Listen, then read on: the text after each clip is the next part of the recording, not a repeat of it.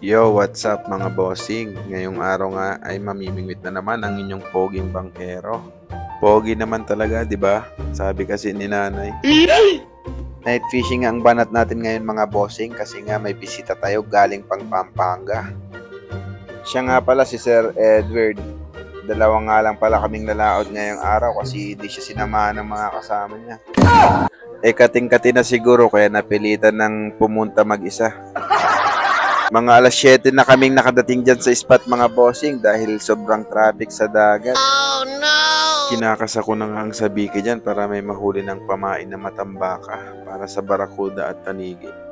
Mas gustong gusto kasi ng isda yung buhay na pamain. Ang first huli nga ng sabiki ay barakudang putol. Siguro kinain ng mga kasamahan niya to. Kaya dapat bilisan mo ang pagtaas para hindi siya agawin ng malalaking isda.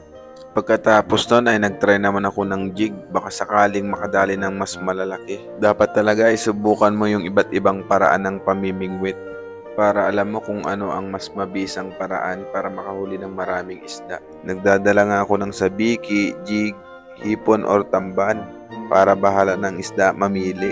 Gamit ko nga palang jig dyan ay tukhang jig galing kay Traumatized Angler. Shoutout nga pala sa'yo brother Traumatized. Baka naman. At dyan nga ay nakasalok naman ako ng puset na pwede nating gamiting pamain. Ayan na nga, nilantakan na nila ang puset na nilagay kong pamain. Gamit kong pamingwit nga pala dyan ay yung pamingwit ng barakuda, tanigi na may steelware at double hook. Kapag namingwit kasi ng gabi, hindi pwedeng walang steelware kasi ang tatalas ng ngipin ng mga barakuda. Matambaka at barakuda pala nga ang huli namin dyan. Wala pa yung ibang magagandang isda. Sulit naman sa barakuda kasi mahigit 1 kilo ang isa niyan. Barakuda na naman nga pala ang nahuli natin dyan. Gamit yung jig na nabili natin sa Shopee. Masarap nga mamingwit ng gabi kasi hindi mainit. Pero kailangan mo lang magpuyat talaga. Pero pwede ko naman itulog buong magdamag kasi nga rentado yung bangka.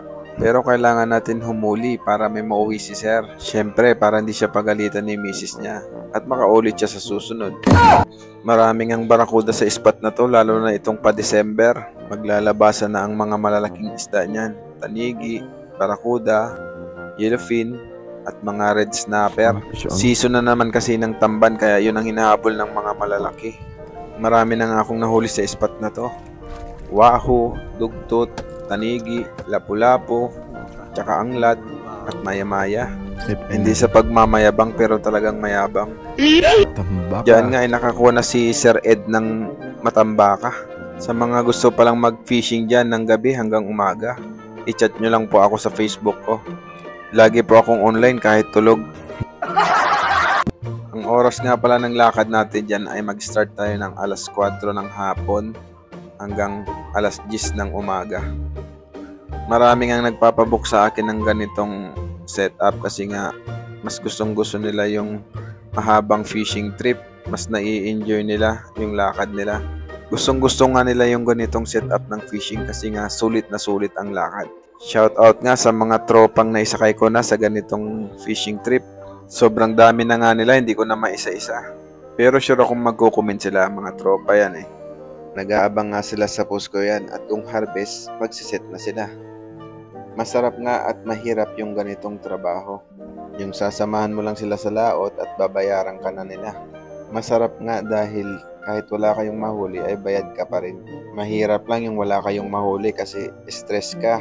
Maghahanap ka na naman ng bagong spot na productive para siguradong paulit-ulit yung mga renter na babalik sa'yo. Kaya hanggat maaari ay ginagawa ko talaga lahat ng makakaya ko para makahuli lang ng isda. Nakakaya naman kasi pag umuwi sila na zero. Siyempre sa layo ng biyahe nila, mas maganda sana yung laging harvest. Yung iba naman ay gusto lang makasampa ng bangka, makayugyog ng rod and reel, maka-unwind ng konti, makalayo sa ingay, okay na sila doon. Iba-iba talaga ang mga gusto ng angler. Yung iba halos hindi napapagod, akala mo mga robot. Yung tipong kahit tubig lang ang baon ay palaban talaga.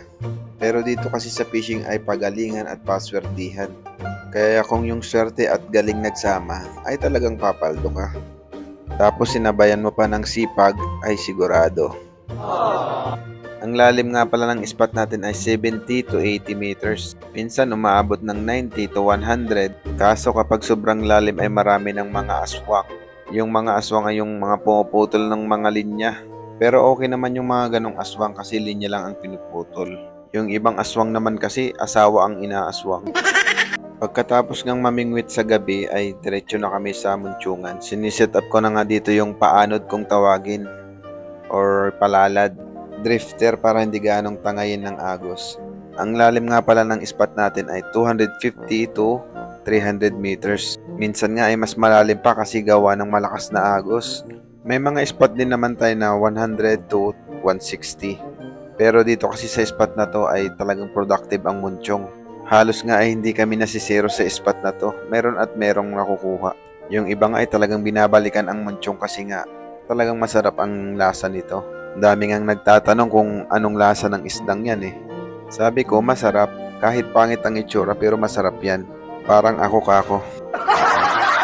2 piraso nga ang nakuha ko dyan sa isang angatan. Ang hirap nga mamingwit ng muntyong kasi nga sa sobrang lalim. Kaya hanggat maaari ay damihan mo yung rig mo. Ang dabis ngang pamain dyan ay talakitok, alumahan, galunggong, yung maliliit lang kasing laki lang ng daliri. Kahit nga anong luto dyan sa muntyong ay masarap. Pwede nga yan sa sinigang, prito, sweet and sour, inihaw at kilawin. Ay inang!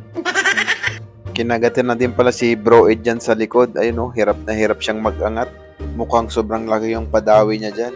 First time niya nga palang bumanat dito sa malalim, manghuli ng muntyong. Dahil gusto niyang matikman kung anong lasa. Sawa na daw kasi siya sa dalag at tuman. At ayun nga ay nakahuli na siya ng 1 pirasong muntyong. Sa wakas ay matitikman niya na ang sarap ng tagumpay sa panguhuli. Wow! Yung ibang jigger naman ay electric na ang ginagamit nila dito sa malalim. Pagka electric kasi ang gamit mo talagang hayahay na hayahay ka dito. At saka kahit maghapon ka mag-fishing ay hindi ka mapapagod. 3 muntyong nga lang ang nahuli namin ngayong araw dito sa spot na to. Alas 8 na nga ng umaga yan. 3 piraso pa rin ang huli namin. 3 muntyong at 1 nga tong helicopter. Zero bin nga kung tawagin at sa malalim na spot lang ito nahuhuli. At ito nga ang huli namin ng gabi hanggang umaga. Kaya sa mga gustong magpaset ng fishing, PM na lang mga bossing!